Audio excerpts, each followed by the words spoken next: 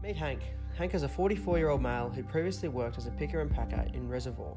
His job involved lifting heavy plastic rolls all day, some of them weighing up to 45 kilograms. Hank had a previous weakness of his lumbar spine, which became very aggravated by the tasks his job required him to do, so much so that one day he had to cease working, seek medical attention and start a work cover claim. His lower back injury was so severe that he had to see all different kinds of doctors. None seemed to know how to help or when he might get better. He was in so much pain that he could barely walk some days, and this began to affect all aspects of his life. His days were spent sitting in bed, eating junk food and watching Jerry Springer or other depressing daytime TV.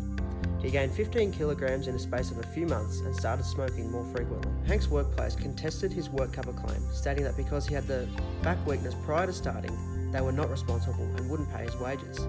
He didn't have any other skills he could fall back on during this time, and even if he did, he was always in so much pain. His life felt like a merry-go-round of constant medical and legal appointments. The stress of this started to wear on Hank and his wife, Beryl. They started arguing all the time. Hank was always so grumpy due to the excruciating pain he was in.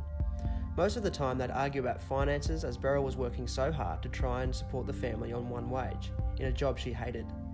Although they tried at first to protect their daughter Ava from their troubles, sometimes she witnessed them yelling at each other, and this made her sad.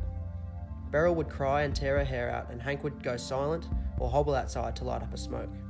The situation got so bad, they were going to lose the house. Where would they all live? One small saviour in all of this mess was the pain relief the doctors offered Hank, Oxycodone. It made the pain disappear. He felt like he was on a fluffy cloud and all his troubles floated away in the breeze. After a while, he had to take more and more of the drugs to have the same effect. His doctor had said strictly 20 milligrams twice per day, but he thought, just a little bit more won't hurt. I just want to feel good for a change. This is why the drug is making Hank feel so great. Firstly, let's talk about what oxycodone is. Oxycodone is a semi-synthetic narcotic analgesic and is derived from the opioid alkaloid thebaine. It is administered orally and is given to relieve moderate to severe pain. It is a Schedule 8 on the poison scale, meaning that it is a controlled drug with restricted availability and high dose dependent associated. Therefore, a prescription is required. The recommended dose is 5 milligrams every 6 hours. Following oral administration, the analgesic effects occur within 10 to 15 minutes. It reaches its maximum therapeutic effect at 30 to 60 minutes and persists for 3 to 6 hours. Now let's look at the pharmacodynamics, or in other words, what oxycodone does to the body.